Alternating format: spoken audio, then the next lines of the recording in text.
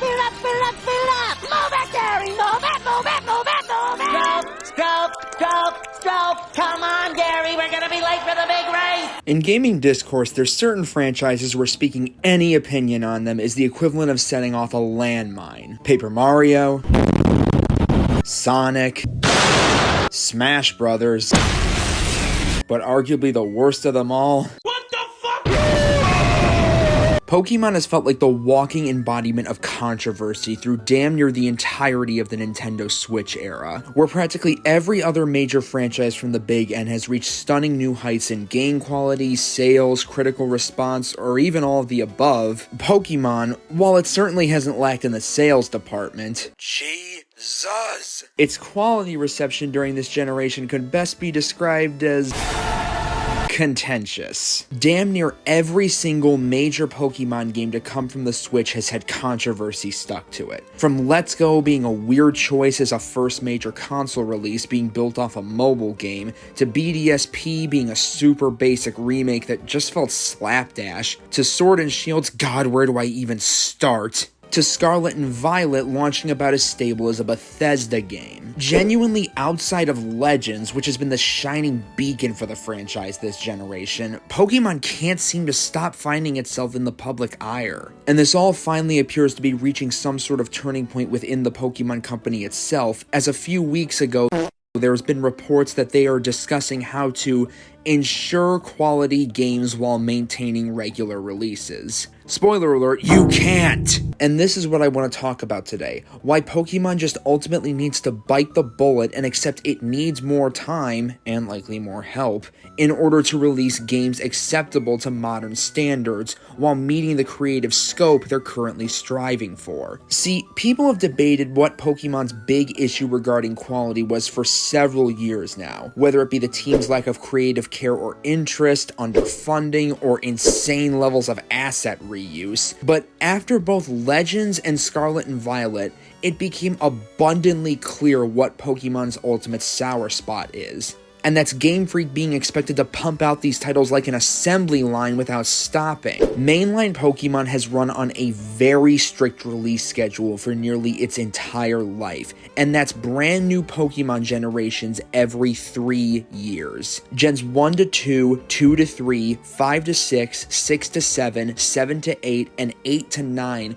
all released 3 years apart, with the only exceptions being Gens 3 to 4 and 4 to 5, which released 4 years apart. Take note of that, by the way, we're gonna come back to it. Meaning that if these reported talks of ensuring quality go nowhere, we can likely expect Gen 10 to be in our hands around holiday 2025. This is a schedule Pokemon has mostly maintained since day one, and for a long time, it did work for them. For around 20 years, Pokemon games were well put together titles that would always be standout marquee entries for every new platform they dropped on. The issue is, however, they thought this formula could last them till the end of time, so they just sped along with it before crashing into the wall that is modern home console expectations. To be blunt, the entirety of the Switch generation has been screaming at Pokemon, you need to change your release strategy. And in response, the Pokémon Company has repeatedly tried to shove a square peg into a circular hole. The fact is, a modern-day AAA game cannot be made in the time frame Pokemon's been attempting, especially at the scope they're making them, without massively cutting corners and making sacrifices that'll ultimately leave the games far below what's expected of current market standards. Back in the day, you could make a Game Boy game in 3 years, you could make a Game Boy Color game in 3 years, you could make a GBA game in 3 years, hell, you could even do so for a DS and 3DS game. But attempting to meet the standards of the current day and make a Switch game looking to be semi or fully open world while also having the team worry about side projects or upcoming ones in the near future, it ain't happening. You can't approach these projects with the same time frame strategy you took for sprite-based 2D games with a few hundred Pokemon to fully 3D open world titles with over 1,000 Pokemon. Modern games by nature take more time and resources. Majora's Mask and Tears of the Kingdom were both direct sequels that reused a lot of their predecessors' assets, but Tears of the Kingdom sure as shit wasn't made on the same timetable, and for good reason. This is made all the worse by the fact that Pokemon as a franchise absolutely, positively, vehemently refuses to do any type of delays. Want proof? Literally look at the last games. Anyone with half a functioning brain could tell you Scarlet and Violet were not even close to being ready to ship to market. Easily one of, if not the most broken high-profile release in modern Nintendo history, the game was so busted it would make Assassin's Creed Unity blush. And the tragic part of this game is, we absolutely in no way needed Scarlet and Violet when we got it. Legends Arceus was not even 10 months old when those games dropped, and that title was more than substantial enough to hold people over. But because they had to stick to schedule, they decided to go through with shoving out a game that was about as finished as a raw chicken. This game badly needed to be pushed back, and even if there was discussion of doing so within the company, because Lord knows some of the devs had to be thinking, we can't put this out, the higher-ups went through with it anyway. It's really sad because if this was any other major Nintendo franchise, there is no way in hell it would have been allowed to release in that state. A lot of things can be said about Nintendo as a company, but one positive is that they care about polish. Their brands matter to them, so for the most part, they will not allow a buggy mess to hit store shelves with their name on it. If Tears of the Kingdom or the next 3D Mario game were in the state Scarlet and Violet were in close to release,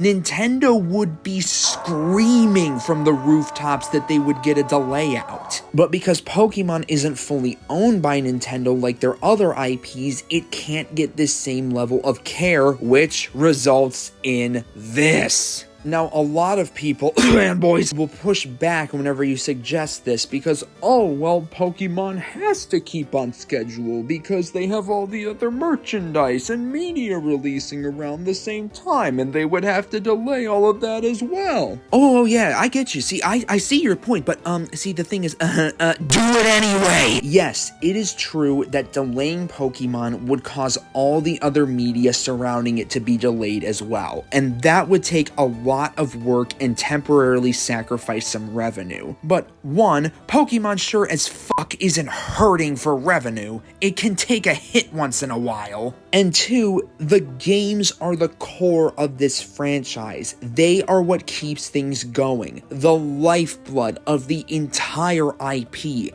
And god damn it, they deserve better. The sad fact is, right now, Pokemon games are not being made with artistic reasoning and quality at the forefront. They are driven solely for profit. I do believe that there are devs within Game Freak who truly want to make a solid, well put together, functioning game that will make a lot of people happy and be seen as a critical darling, but unfortunately this IP and the higher-ups in charge of it are so purely focused on money that all of that ambition gets overshadowed. In that regard, the franchise right now is barely better than the likes of Call of Duty and Madden.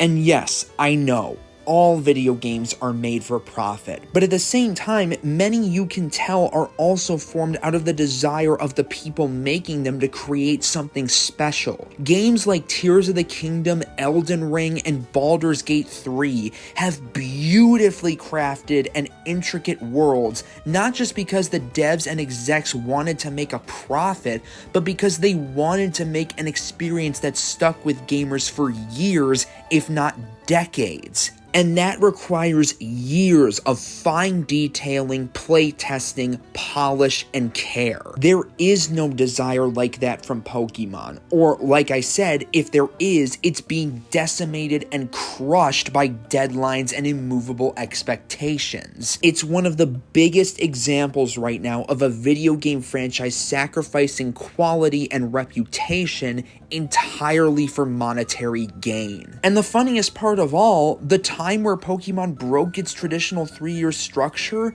was when it hit perhaps its highest peak in public perception. Remember when I said Gens 4 and 5 each had 4-year gaps instead of 3? When were those again? Oh yeah, the DS era, which just so happens to be widely considered Pokemon's golden era even over a decade removed from it. So quite frankly, the answer to most of Pokemon's current woes is just take your time. This franchise and the people behind it need to accept that if it wants to survive under the expectations of gaming in the 2020s, they need to stop with this consistent releasing and spend more time on these games so they can be of respectable quality. Pokemon is so beloved that if it really put its heart to it, it could honestly make some of the highest regarded games of a generation. Could you imagine if Scarlet and Violet had the visual fidelity and polish of something like Mario Odyssey? I guarantee you that would have been a good chunk of people's Game of the Year last year if that was the case. It wouldn't be easy restructuring everything, but the overall value of the series' reputation would be more than worth it.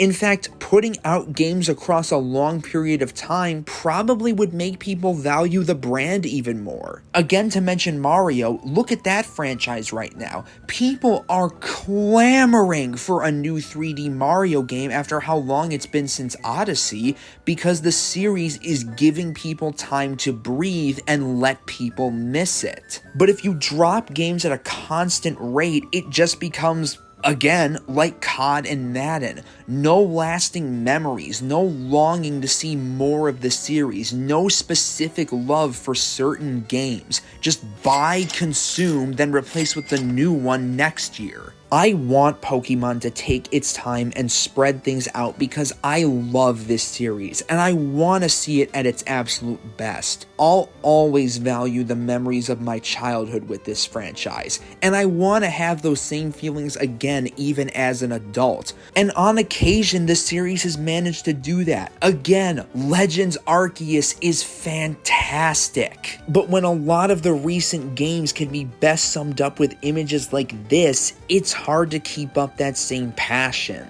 I hope Pokémon Company and Game Freak legitimately are thinking about the current release formula, because truly, that would be best for all parties. I do believe there are people behind the scenes who really do value the artistic purposes of this franchise. So for the betterment of the games and the sanity of the fans, please, just take your time. We will be here with money in hand for when they are ready, but only put the next games out when they are truly ready, not to repeat one final time like this.